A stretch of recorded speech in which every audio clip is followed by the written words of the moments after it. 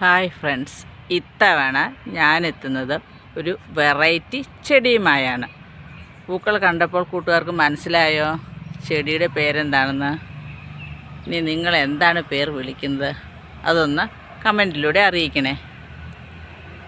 ഇതിന് ഇവിടെ പറയുന്ന പേർ ജിമിക്കി കമ്മൽ, അതായത് പൂവിൻ്റെ ഷേപ്പ് കമ്മൽ പോലെ ഇരിക്കുന്നു. അതുകൊണ്ടാണ് ജിമിക്കി കമ്മൽ എന്ന് വിളിക്കുന്നത്.